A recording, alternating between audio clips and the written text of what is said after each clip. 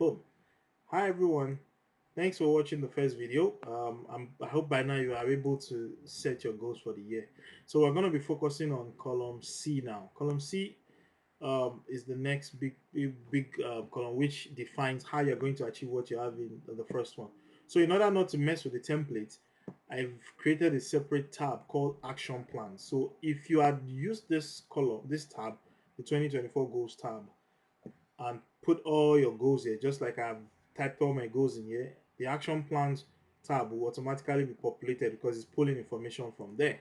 So here all we need to now do is, what do I need to do to be able to achieve this?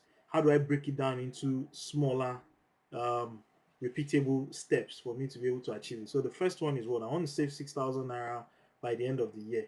How many months do I have in the year? 12. So all I have to do is say I will save naira 500 by, no, let's not say save.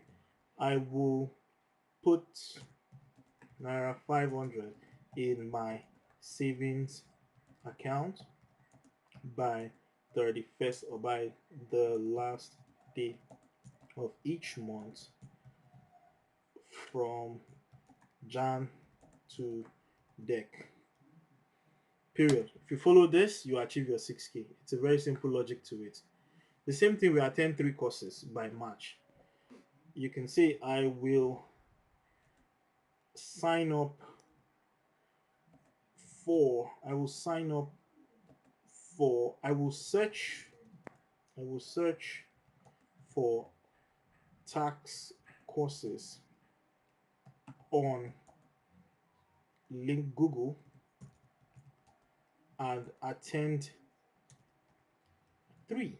One. I will attend one by the end of each month. Is that straightforward? For the other one, you could say I would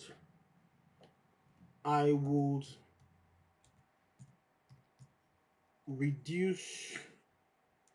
Okay, let's say, wait, I will work on losing 1 kg per month by walking 1,000 steps daily. The same thing.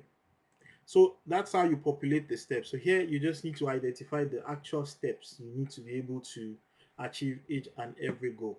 Don't worry, just paste what it is. We'll review it together, and from there we'll help you fine tune it. See you in the next video.